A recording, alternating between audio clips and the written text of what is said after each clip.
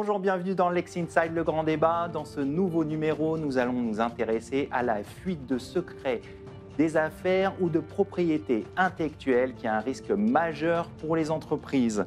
Comment les entreprises peuvent-elles anticiper ce risque? Quelles sont les erreurs les plus fréquentes? Quels outils peuvent-elles mobiliser? On en parle avec mes trois invités experts de ce sujet. Avec nous aujourd'hui, j'ai le plaisir de recevoir Claire Simonet, avocate associée chez CNCPI Avocats. Bonjour Claire. Bonjour Arnaud. Également avec nous, Caroline Josviac, directrice juridique en transition professionnelle. Bonjour Caroline. Bonjour Arnaud. Et enfin, Emmanuel Potvin qui complète ce plateau. Vous êtes président de la CNCPI. Bonjour. Dans ce numéro, on va commencer par un grand angle où on va poser le cadre du sujet. Ensuite, on fera dans notre débat, on proposera des solutions concrètes pour se prémunir contre une fuite de secrets des affaires ou de propriétés intellectuelles. Et enfin, avec notre cas pratique, on illustrera ce sujet avec un exemple concret. Voilà pour le sommaire. Lex Inside, le grand débat, c'est parti!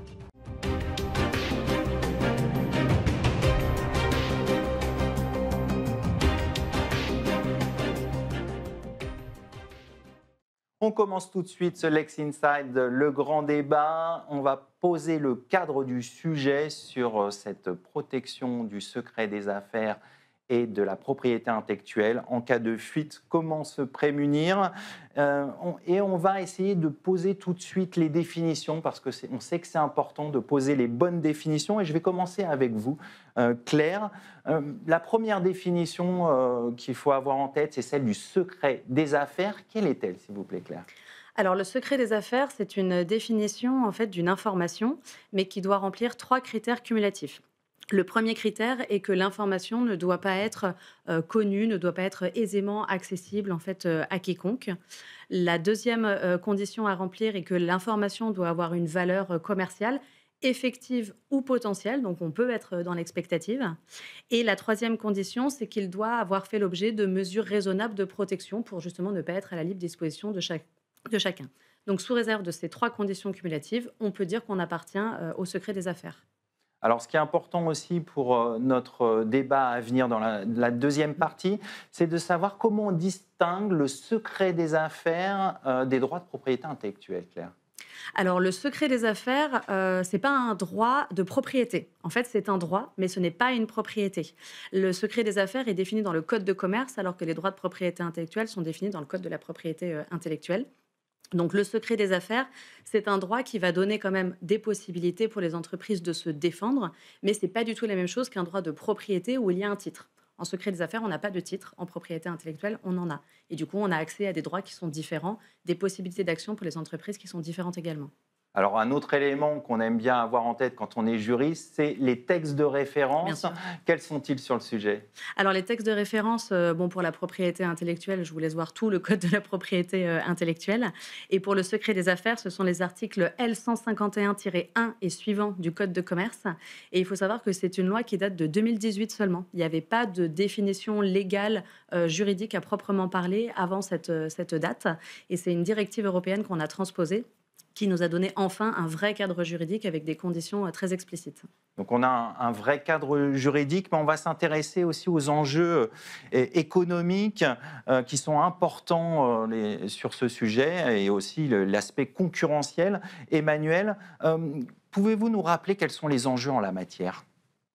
Eh bien, la question, c'est une question de risque, comme souvent en matière de propriété intellectuelle. Est-ce qu'on va garder une information secrète ou est-ce qu'on va employer des moyens pour la protéger? Voilà. Alors, protection, en fait, le Code de la propriété intellectuelle qu'on vient de présenter, il définit des modalités de protection, essentiellement par la propriété industrielle en matière de dépôt, si on laisse de côté le droit d'auteur. Et ça passe par un dépôt. Il y a une appropriation, justement. L'information n'est pas laissée à l'état inapproprié, enfin non approprié. Et c'est toujours un choix qui se présente à tous les décideurs, à tous les entrepreneurs. Il y a un secret. Certaines informations peuvent faire l'objet d'un dépôt pour être protégées. C'est un choix stratégique important. le dépôt va engendrer une publication, mais en même temps, il va engendrer une officialisation du fait que cette information est protégée. Voilà. Et donc, il va permettre de, en quelque sorte, renforcer cette protection. Parce que la grande faiblesse du secret, on peut dire dans un raccourci ou une métaphore que le secret, c'est comme les allumettes ou c'est comme l'honneur, ça ne sert qu'une fois. C'est-à-dire qu'une fois que ce secret, l'information technique, commerciale, a été éventée par une indiscrétion, par une fuite X ou Y, eh bien, c'est fini, on ne peut plus la rattraper. Alors que ce qui se joue en matière de propriété industrielle, brevets, marques, dessins et modèles, protection de logiciels, dans certains cas, c'est une formalité de dépôt, une procédure qui va donner lieu à une publication officielle, qui va donc mettre l'information entre les mains du public, qui va pouvoir en prendre connaissance, mais par le même mécanisme qui va permettre de protéger ce sujet. C'est le cas des inventions, des marques, des dessins et modèles. Voilà. Donc, en matière de brevets en particulier, il y a ce grand choix, cette décision stratégique à prendre pour les entrepreneurs. Qu'est-ce qui va faire qu'on va adopter telle ou telle stratégie, plutôt de secret des affaires ou plutôt de propriété intellectuelle? Alors, il y a en fait tout un tas de considérations à prendre en compte. Prenons le cas des créations techniques, donc des inventions. On peut analyser si elles sont brevetables. Si elles sont de bonnes candidates pour faire l'objet d'un dépôt, le décideur peut décider d'en faire un dépôt de demande de brevet pour tenter de la protéger. Voilà, encore une fois, ça passe par un mécanisme de publication à 18 mois, qui est nécessaire. Et en contrepartie, l'effet du brevet, c'est une interdiction pour les tiers d'exploiter l'invention. S'ils décident de garder un procédé technique, par exemple, qui ne sort pas de l'usine, de le garder secret, et il n'y aura pas de publication. Les concurrents ne seront pas mis officiellement en connaissance du sujet, mais encore une fois, la moindre fuite, la moindre indiscrétion va engendrer une perte irrémédiable. Et là, quels sont les moyens? Eh bien, dans les deux cas, en fait, il y a des investissements à faire. En matière de secret, ça veut dire qu'il faut des installations protégées, il faut des contrôles d'accès, il faut des badges, il faut des services de sécurité. On aura l'occasion d'en reparler dans la deuxième partie. Alors qu'en matière de dépôt de droits de propriété industrielle, bien sûr, il y aura des taxes à payer, des honoraires pour se faire assister pour la protection. Mais dans les deux cas, il y a un investissement à faire. Voilà. Et on peut aussi changer de stratégie au cours de la vie de l'entreprise. En préparant cette émission, vous aviez évoqué le cas de Michelin, par exemple. Oui, j'ai évoqué le cas de Michelin, qui est un cas historique, un des plus connus qu'on cite au plan international, puisque Michelin, la grande entreprise qu'on ne cite pas, qui a des usines dans le monde entier, qui s'est développée depuis les années 70, 80, etc., longtemps, c'est protégé par le secret parce qu'il y a un grand nombre de méthodes qui étaient mises en œuvre pour la fabrication des pneumatiques qui, en théorie, ne sortaient pas des usines. Mais évidemment, comme dans toutes les entreprises, il y a des employés qui partent. Comment est-ce qu'on fait aussi pour contrôler, s'assurer que tout est bien confidentiel quand on a une usine à l'autre bout du monde? Eh bien, Michelin a fait évoluer sa doctrine et a progressivement, année après année, fait évoluer cette doctrine pour passer à une stratégie de dépôt beaucoup plus massive, y compris pour des choses qu'on ne voit pas sur les produits finaux, des procédés de fabrication que normalement on ne peut pas analyser en regardant le pneumatique qui est mis dans le commerce. Mais ils ont pris cette décision parce que finalement, divulguer ces procédés et en contrepartie avoir une protection, c'était plus efficace en matière industrielle. Claire, c'est des choses que vous voyez, vous, en tant que conseil pour vos clients, justement, cet arbitrage entre secret des affaires et propriété intellectuelle? Oui, oui, tout à fait. C'est quelque chose que l'on voit régulièrement avec. On discute de ces sujets avec nos clients.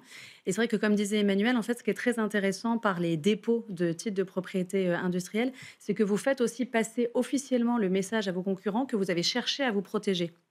Certes, l'invention, vos procédés, vos techniques sont dévoilés, mais vous avez aussi le sceau en fait du titre. Et ça, c'est quelque chose qui est quand même un indicateur assez fort en fait auprès de vos concurrents, même auprès de vos clients, que vos produits font l'objet d'innovation, que vous avez cherché à vous protéger et que donc a priori vous allez les défendre.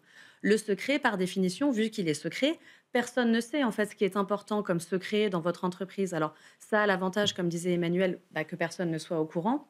Mais par contre, une fois qu'il est dévoilé, en fait, c'est un droit un peu à rebours, finalement, le secret des affaires. Il va falloir prouver que l'information était confidentielle. Il va falloir expliquer qu'il y a eu une violation de quelque chose qui, par définition, les tiers ne savaient pas forcément, sauf cas évidemment de mauvaise foi, mais c'était des cas où les tiers ne savaient pas qu'il y avait une protection que vous souhaitiez. Avec le dépôt du titre, que ce soit finalement un brevet, une marque, un certificat d'utilité, qu'importe, vous envoyez le message au tiers de je veux me protéger là-dessus. Donc c'est un arbitrage qui a aussi un enjeu psychologique qui est assez important. On va conclure cette première partie là-dessus. On a posé le cadre juridique et stratégique. On va poursuivre tout de suite avec notre débat où on va essayer de trouver des solutions concrètes.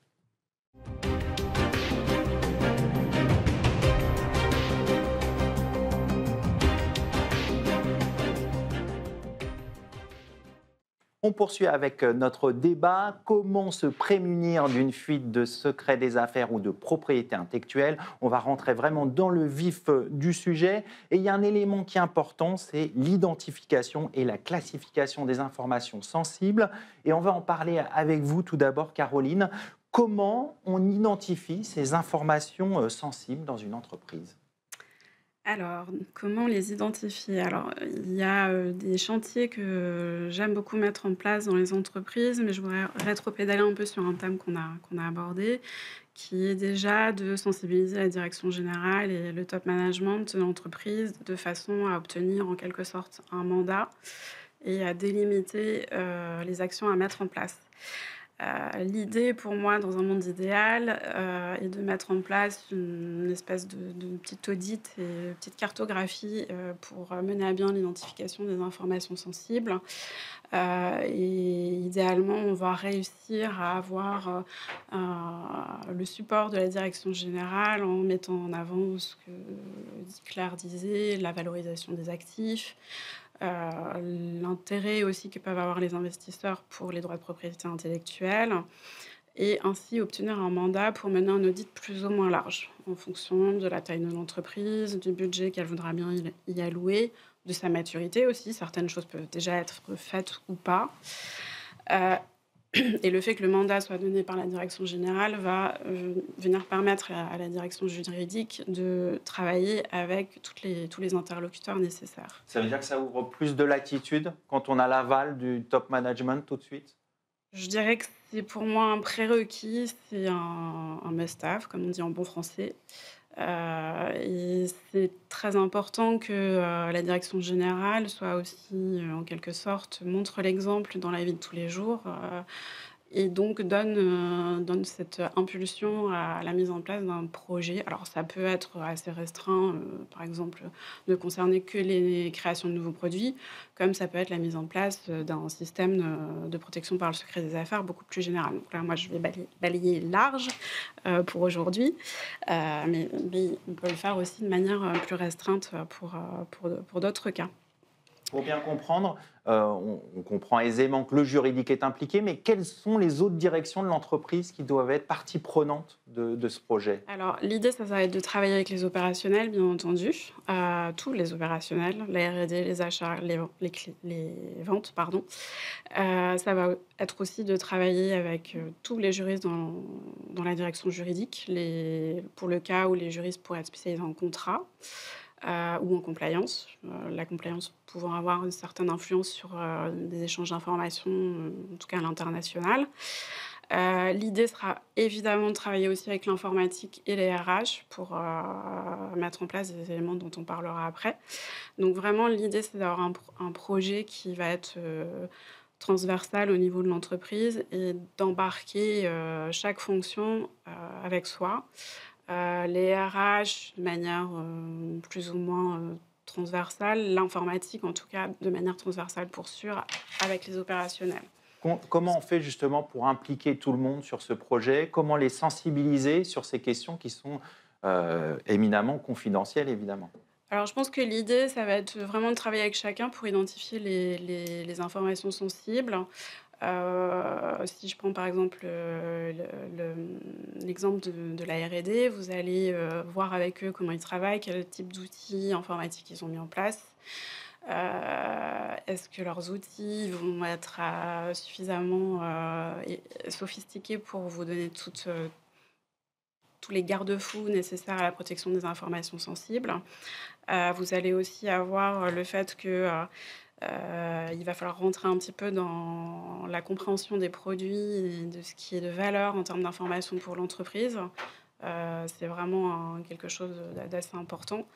Et puis, commencer à inculquer aux opérationnels à travers cet audit une certaine sensibilité et un certain vernis juridique qui va vraiment les mettre dans cette disposition de secret des affaires.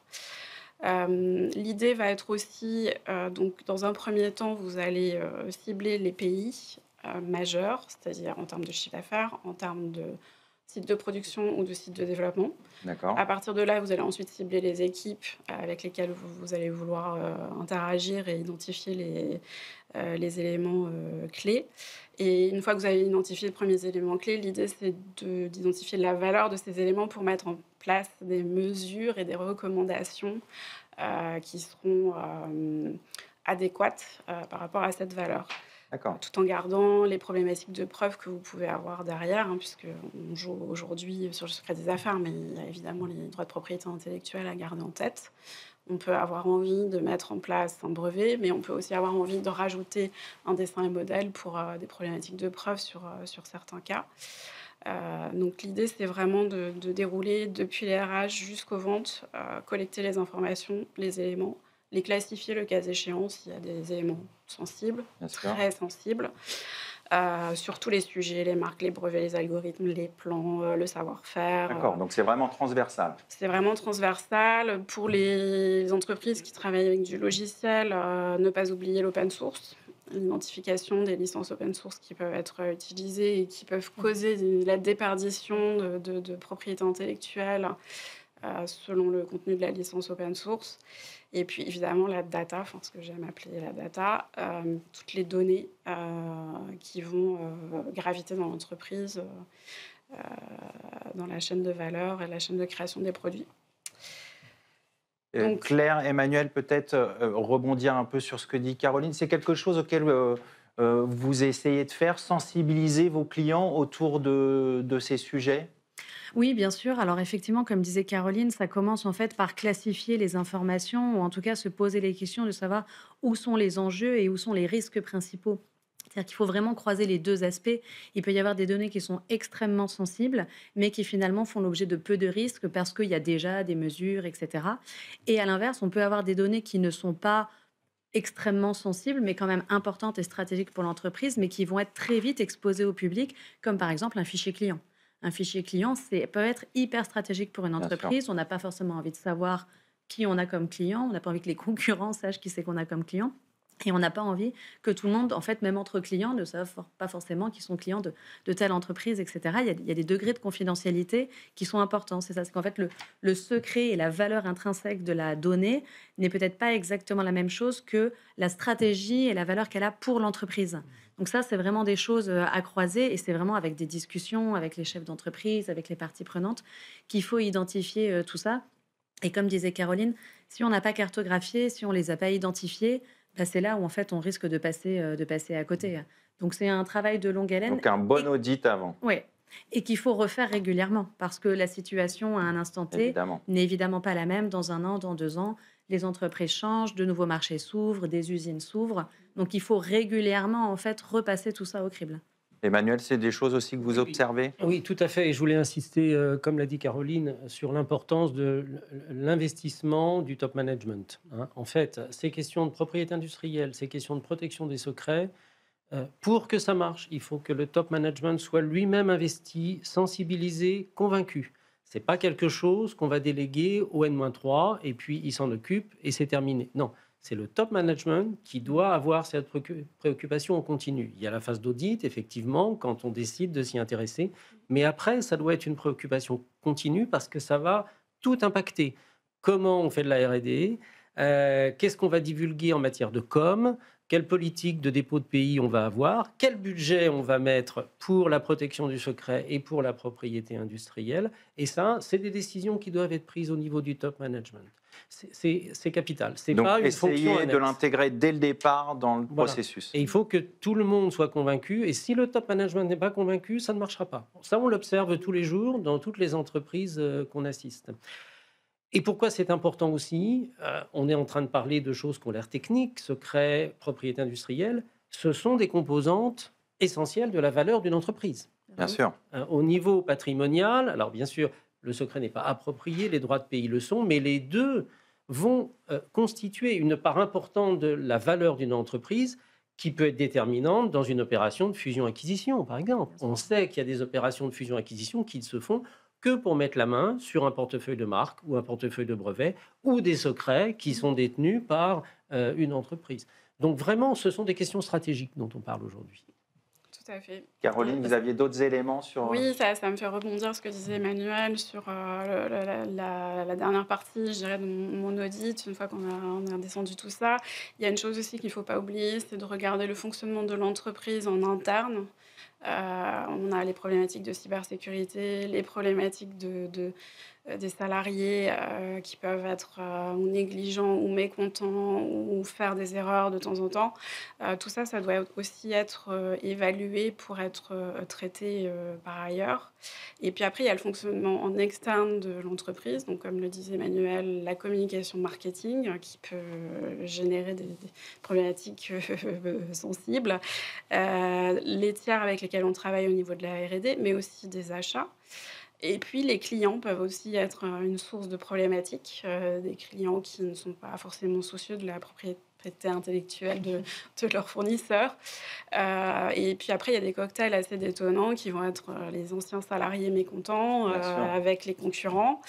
Ils veulent se venger et qui vont délivrer des informations sensibles. Et puis, ou alors un fournisseur défaillant ou mécontent qui n'a pas eu son appel d'offres et qui va chercher à travailler avec la concurrence aussi d'une manière plus ou moins loyale. Donc, il y a vraiment une cartographie à faire par fonction puis par opération, de manière ensuite à proposer des recommandations et, dans la mesure du possible, les faire acter par les équipes, les faire choisir leurs propres mesures à mettre en place pour les responsabiliser. Et valider les choix. Et valider les choix. On voit dans les plus gros risques aujourd'hui, moi que j'ai pu voir en entreprise, alors il y a les problématiques des salariés qui partent mécontents, les problématiques des tiers avec lesquels on travaille en termes de R&D, et puis après les développements aussi qu'on peut faire pour les clients, qui sont plus ou moins des sources de risques sur les secrets d'affaires et la propriété intellectuelle lorsqu'elle est naissante. Donc on voit bien, Claire, que le facteur humain est essentiel et il est souvent à l'origine des fuites.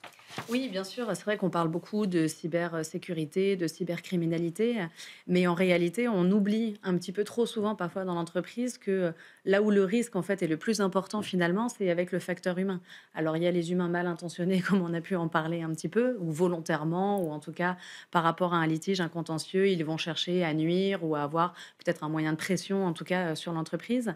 Mais en réalité, il y a tout simplement le facteur humain en fait qui va faire une négligence. Ça est déjà arrivé à tout le monde de recevoir un mail, de cliquer sur un lien trop rapidement, de répondre à une information trop rapidement, de ne pas avoir vérifié en fait la source par laquelle on reçoit en fait la question. Voilà, c'est des cas en fait qui se présentent malheureusement assez fréquemment dans les entreprises.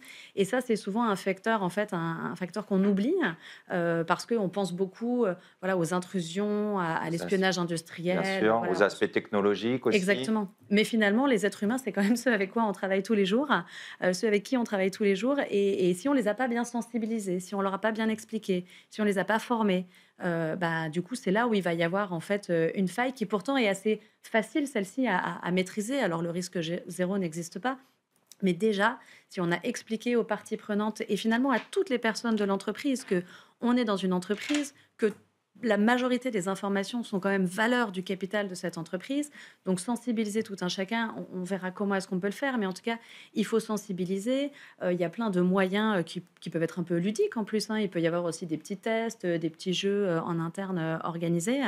Et surtout, mettre en place aussi une procédure quand justement il y a une erreur qui est faite. L'être humain n'aime pas trop réagir. Exactement. L'être humain n'aime pas trop dire quand il s'est trompé. Donc, il faut absolument que le top management, que les directions expliquent à leurs salariés que L'erreur peut arriver, ça arrivera à tout le monde, ça arrivera un jour, hein. Vous savez, dans les entreprises, personne ne dit: «Moi, ça m'est jamais arrivé». On nous dit plutôt: «Quand est-ce que ça va nous arriver?» ou «Ça Bien nous est sûr. déjà arrivé». Donc mettre tout de suite en place une procédure. Qu'est-ce qu'on fait quand on a perdu son ordinateur, qu'on l'a oublié à la gare? Qu'est-ce qu'on fait quand on nous a volé, en fait, notre smartphone qui a peut-être un code de sécurité un petit peu, facile à Mettre des déverrouiller, hein? procédures en place. Mettre des procédures tout de C'est suite. des bonnes pratiques que vous avez aussi en entreprise, que vous essayez d'inculquer? Alors tout à fait, on essaye d'inculquer. Elles sont parfois présentes, parfois elles sont à mettre en place. Il y a tout un tas de choses, depuis les autorisations d'accès à certaines données en fonction du descriptif de la fiche de poste, jusqu'à la gestion de son ordinateur, comme disait Claire. Je pense en particulier à quelque chose qu'on voit parfois trop peu, mais les filtres de confidentialité sur les PC Mhm. portables quand vous voyagez, pour Quand éviter on que tout le prend monde le ne train, voit éviter et effectivement que tout le monde ne voit ce que vous êtes en train de traiter. Il y a aussi toutes les modalités de gestion des outils personnels informatiques des salariés, les interdire dans la majorité des cas pour éviter que quelqu'un arrive avec son disque dur et ne reparte avec la moitié des informations de l'entreprise. Si des accès n'ont pas été mis en place, ça peut être assez dramatique. Ou les autoriser sous certaines conditions.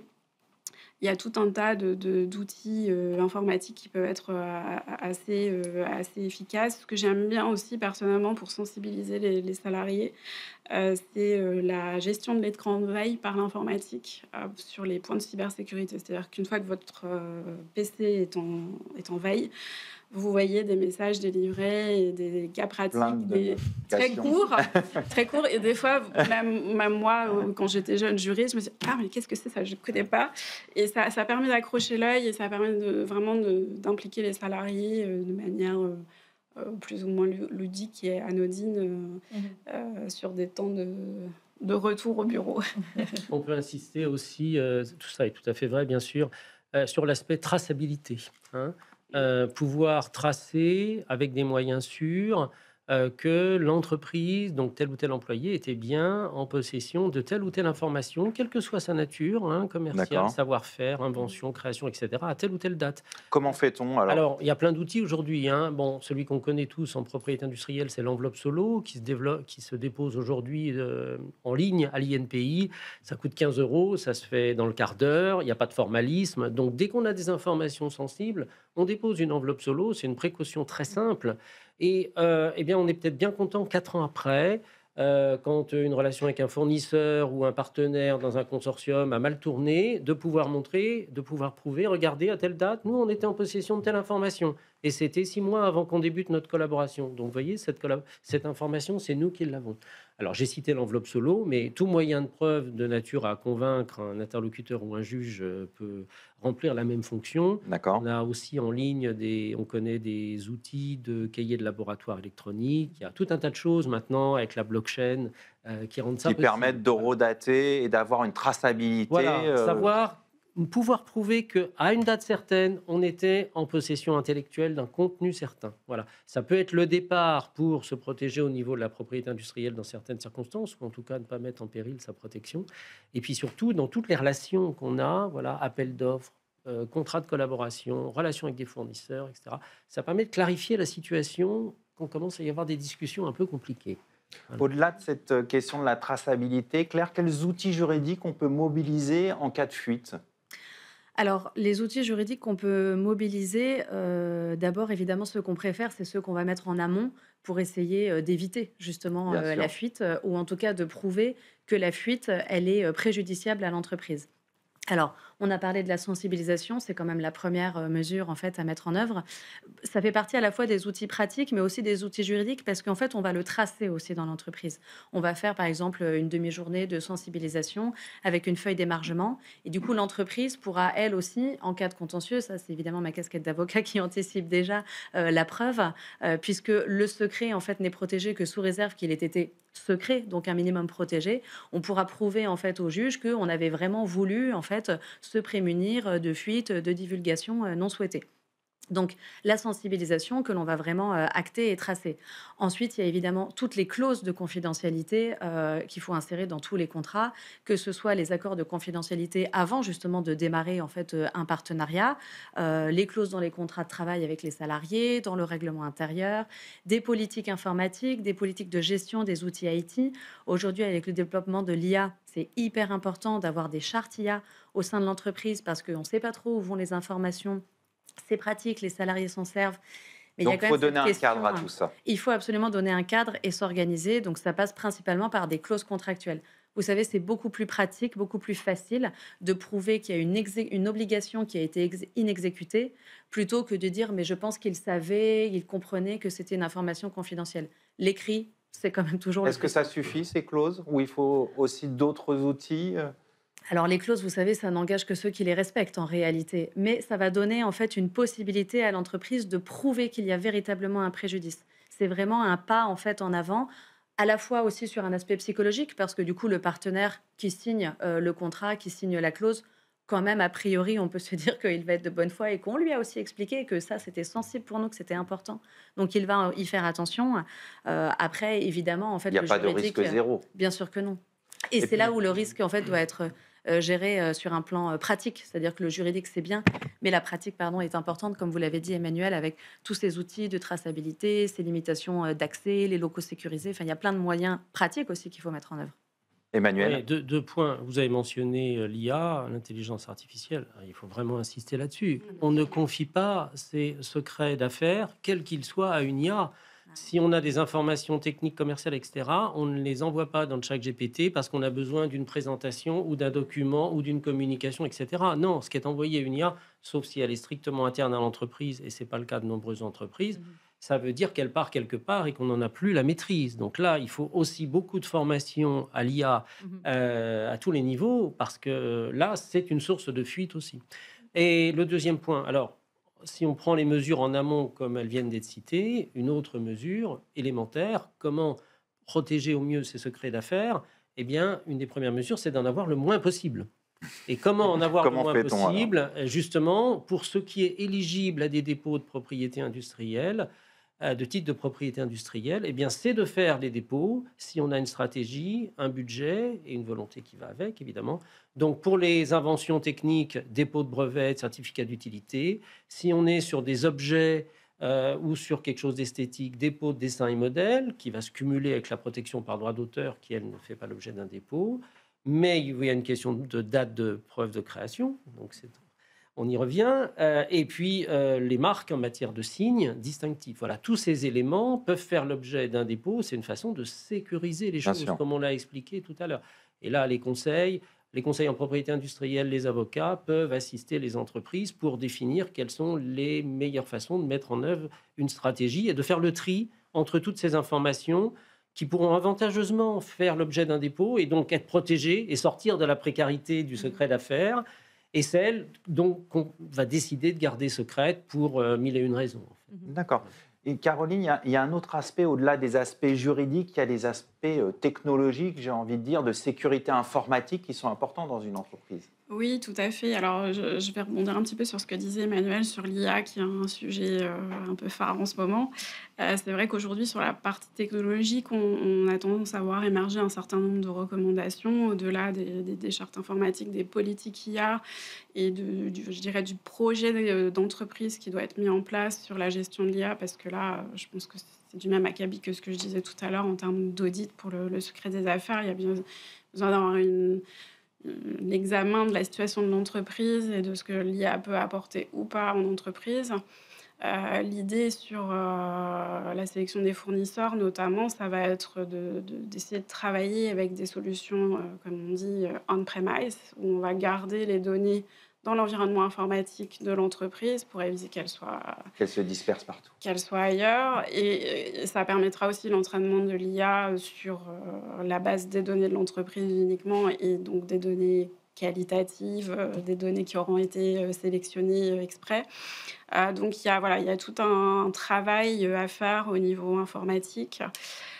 Et puis ensuite, pour parler de la partie produit, lorsque vous êtes une entreprise dans le secteur digital,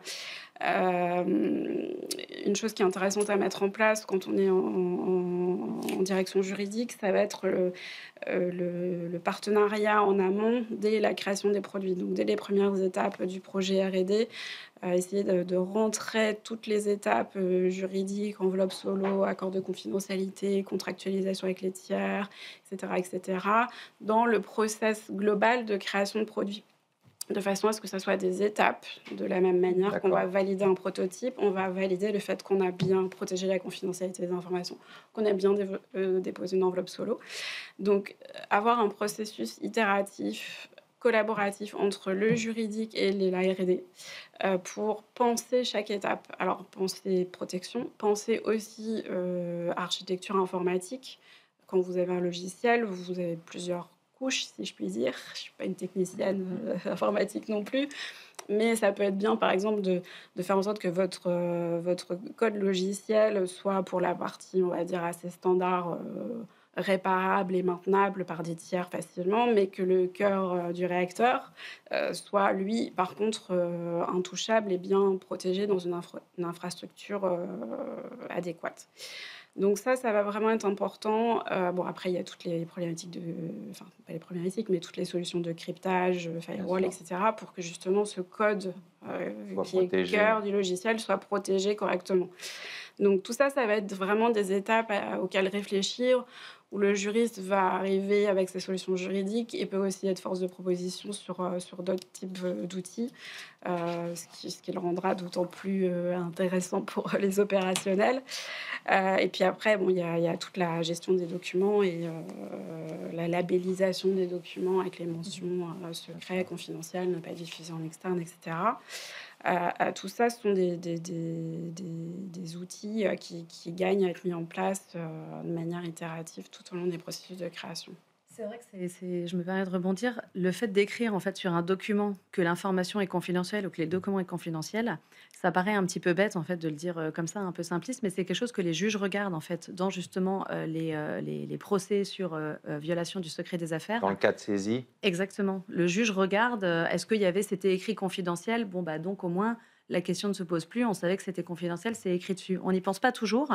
Des fois, parce que justement, on se dit, on ne veut pas écrire confidentiel parce que ça va attirer aussi un petit peu l'œil. On ne le met pas dans l'objet d'un mail, par exemple, hyper Bien sûr. confidentiel, parce qu'on sait que c'est le mail que les hackers vont essayer de chercher en premier. Mais au moins, dans le document, en fait, en lui-même, un filigrane, une note de bas de page, quelque chose, ça paraît simpliste, mais c'est quand même important et c'est des choses que parfois, elles ne sont pas faites. Alors, il y a un autre aspect important, Emmanuel, c'est la sécurité des locaux aussi pour préserver une invention.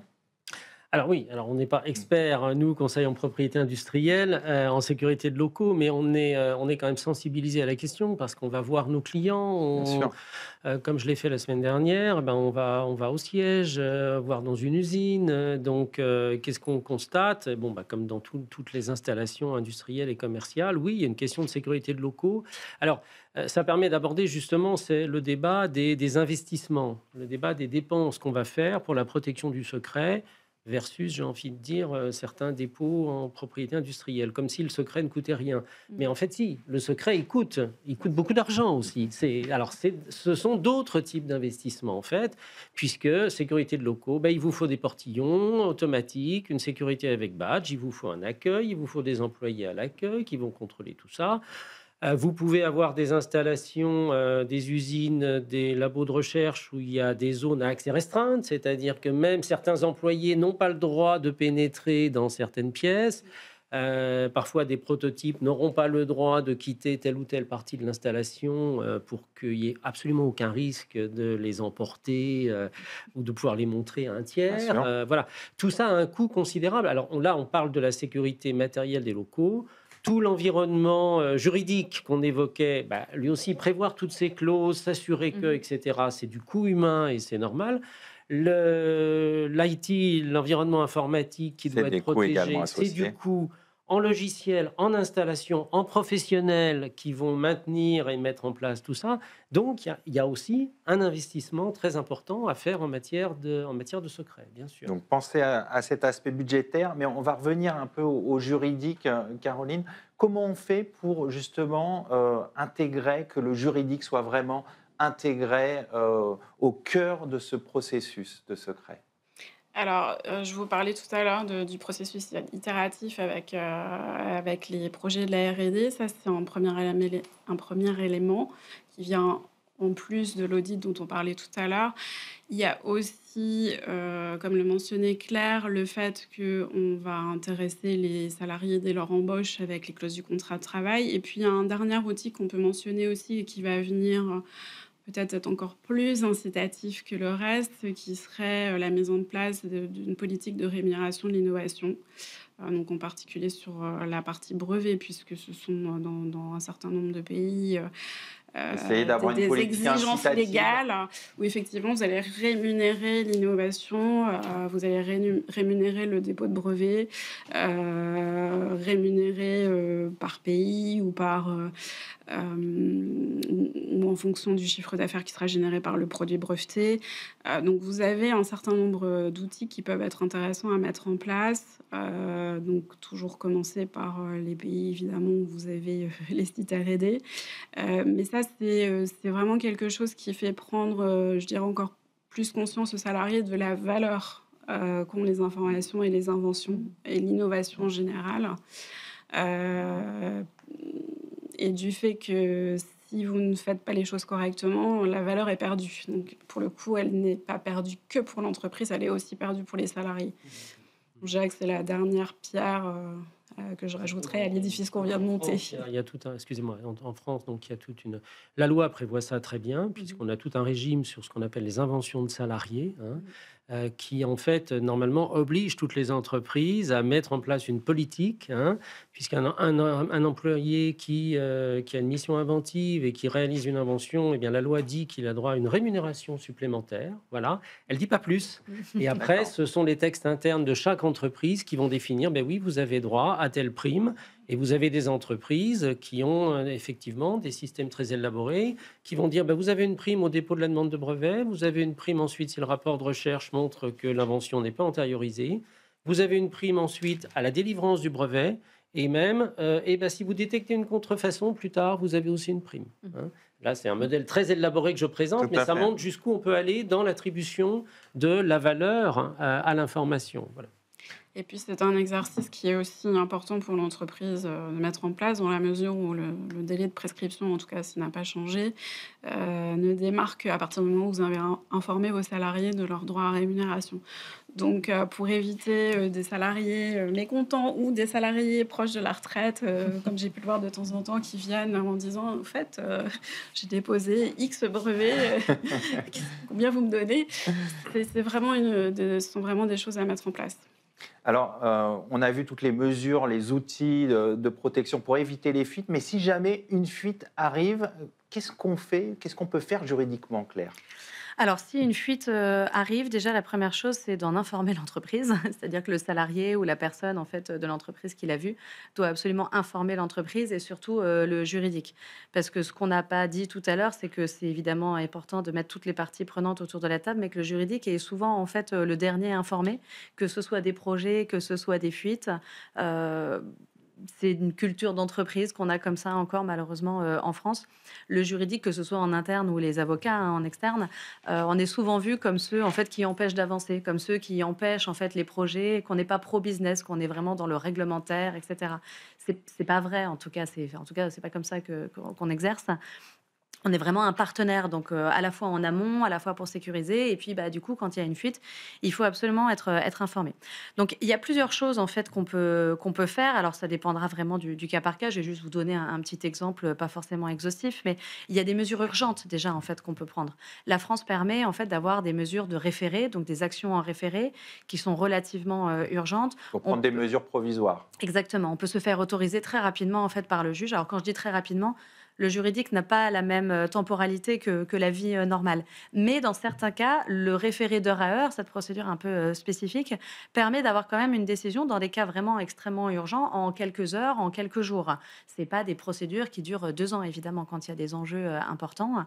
Donc, on peut demander au juge des mesures provisoires, sachant que ces mesures, elles peuvent être assez coercitives parce qu'on peut demander, évidemment, l'arrêt de l'atteinte, donc de la fuite. Mais ça peut même aller en fait jusqu'à la destruction des documents que le concurrent, par exemple, aurait trouvés et qui seraient en violation du secret des affaires. Ça peut même aller jusqu'à la destruction du produit qui est issu en fait de l'utilisation d'un D'accord, donc secret ça va très d'affaires. loin. Donc ça va vraiment très loin. Donc on a quand même un arsenal. Et en plus là, je vous parle juste de la violation du secret des affaires. Mais si cette violation de secret est aussi conjuguée avec une violation en fait d'un titre de propriété industrielle, vous pouvez, par exemple, vous faire autoriser à faire une saisie contrefaçon chez votre concurrent. Donc là, c'est un outil qui est aussi formidable parce que de façon non contradictoire, vous vous faites autoriser donc tout seul par le juge à venir chez votre concurrent un matin à 8 heures à l'ouverture de l'usine avec un huissier de justice, avec la police si nécessaire, avec un informaticien, un serrurier, tout ce qu'il faut. Et là, c'est vraiment, on ouvre les placards pour venir D'accord. vérifier, pour venir prouver en fait cette fuite. Donc, on a des outils juridiques qui sont quand même très efficaces, qui sont quand même très forts, et on va pouvoir en fait relever la preuve. Et une fois qu'on a la preuve, on va pouvoir demander un certain nombre de mesures provisoires ou définitives, et évidemment l'allocation de dommages et intérêts pour le préjudice en fait que l'entreprise a subi du fait de la déperdition de cette valeur économique. Ça peut être une perte de marché, une perte de confidentialité, une perte de confiance aussi avec ses clients, avec ses salariés. Donc il y a vraiment beaucoup de mesures en fait qu'on peut mettre en place qui sont quand même assez efficaces. Alors, très en aval, on peut aussi mentionner que si une entreprise découvre à l'issue d'une fuite que son concurrent a déposé une demande de brevet, voire obtenu ce brevet sur cette invention qui a été volée, le Code de la propriété intellectuelle comprend des dispositions spécifiques pour tenter de récupérer la propriété du brevet. Ça s'appelle une action en revendication, hein. Ça se fait, il y a une jurisprudence, c'est une pratique des tribunaux. Alors bien sûr, il ne faut pas compter là-dessus, hein. On ne va pas s'abstenir de mettre en place de la protection parce qu'on a ça. Mais c'est un filet de sécurité très très en aval, encore une fois, parce que ça se produit plusieurs années plus tard, hein, en fait, mais qui fonctionne dans certains cas. Voilà. Bien sûr. Donc le législateur a prévu ce cas pour les dépôts de brevets indus, je dirais. On va conclure là-dessus et on va passer à notre dernière partie avec le cas pratique qui va nous permettre d'illustrer une fuite de secret d'affaires ou de propriété intellectuelle.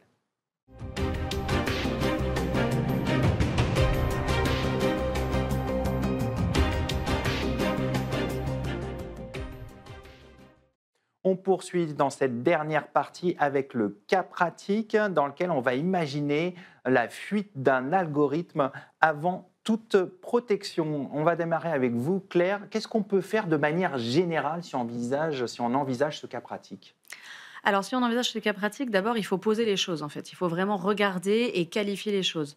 Donc là, vous avez parlé d'une fuite d'un algorithme. Il faut regarder qu'est-ce qui s'est passé exactement, essayer de sourcer peut-être, et pour savoir, en fait, où est-ce qu'on va aller chercher déjà les preuves, parce que c'est hyper important de documenter la fuite, de documenter l'étendue aussi de la fuite. Est-ce que l'algorithme a été dévoilé dans son intégralité ? Est-ce que c'est qu'une partie ? Caroline parlait tout à l'heure de couches.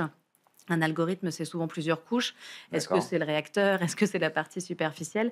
Pour jauger déjà un petit peu, en fait, quelle est la nature de la fuite qu'on a subie, quel est son impact, pour mesurer, en fait, tout simplement les mesures qu'on va mettre en place, les pratiques. Comme on dit, hein, on ne tue pas une mouche avec un bazooka. En tout cas, c'est un conseil qu'on a toujours dans la pratique. Les avocats, les conseils, on demande aux clients, on leur suggère de mettre en place des mesures qui sont raisonnables et qui sont, on va dire, appropriées par rapport à la fuite. Donc, il faut regarder ce qui s'est passé et qu'est-ce que c'est. Parce qu'un algorithme, est-ce que finalement, donc vous avez dit c'était avant toute protection, à quel moment on se situe quand même exactement? Est-ce que vraiment il n'y avait aucun brevet qui avait été déposé? Est-ce que le brevet n'avait juste pas encore été publié? Est-ce qu'on avait une enveloppe solo? Voilà. Qu'est-ce qu'on avait en fait exactement? Qu'est-ce qu'on peut tracer? Comment est-ce qu'on peut dire en fait exactement d'où est-ce qu'on part et quelle est la source? Emmanuel, est-ce que dans ce cas, on peut imaginer que le droit des brevets est mobilisable et dans quel cas il pourrait l'être?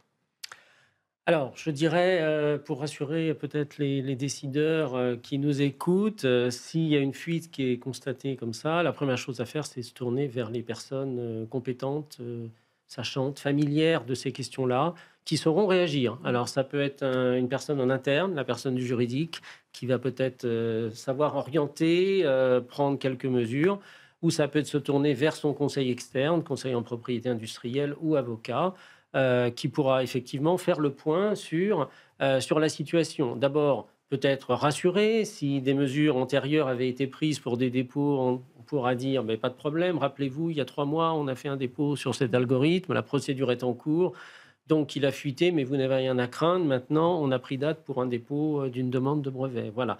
Ou on avait fait un dépôt permettant, en tout cas, d'avoir une date certaine sur ce logiciel. Hein. Et puis après, d'autres, s'il n'y a pas eu de dépôt, s'il n'y a pas eu de prise de date, eh bien, sur le terrain de la propriété industrielle, peut-être que des mesures sont envisageables. Ça va être un dialogue entre l'entreprise et son conseil pour voir si est-ce que finalement on va décider de faire maintenant un dépôt en urgence, pourquoi pas, ça peut être une mesure tout à fait raisonnable. D'accord. Hein. Mettre en place côté propriété industrielle et brevets, mettre en place de la veille aussi, parce que si ça a fuité, comme on l'évoquait tout à l'heure, peut-être que quelqu'un va décider de le déposer. À ce moment-là, il ne va pas surgir tout de suite à la publication, mais le moment venu, il va surgir. Donc mettre en place une mesure de veille périodique, et là aussi, le conseil peut mettre en place ça. Voilà, ça va surtout être une affaire de dialogue pour une prise en charge au niveau des mesures de court terme et les mesures de plus long terme, je dirais.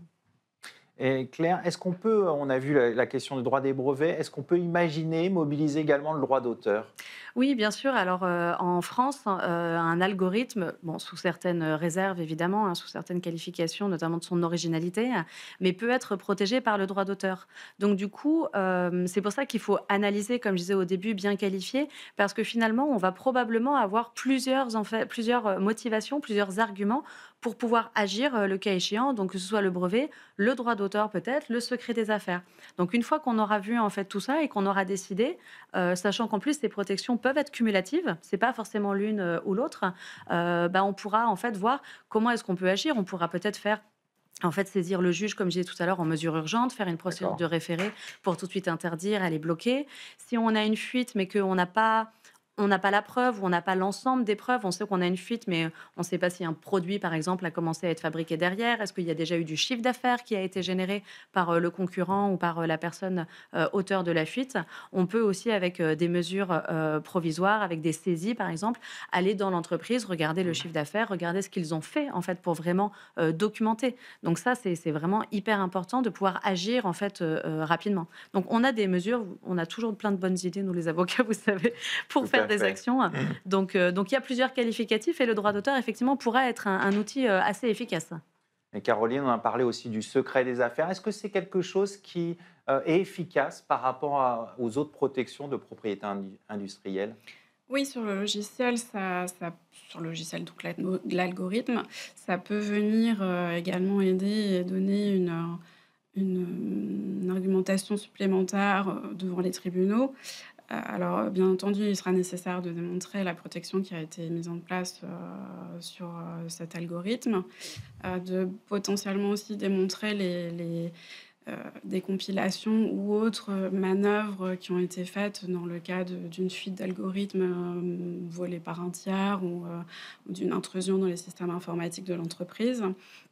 Donc il y aura un certain nombre de preuves à apporter et sur le système de protection par le secret des affaires que l'entreprise utilise pour cet algorithme et sur les violations de la protection. Mais ce sera effectivement quelque chose qui pourra être mis en avant également et qui est un système qui est utilisable dans de nombreuses juridictions, pas qu'en France d'ailleurs. Je dirais aussi, je ne suis pas sûr qu'on l'ait mentionné, mais si on constate qu'il y a une fuite, une des premières mesures, c'est de colmater la fuite. Si vous Alors, me comment permettez. fait-on?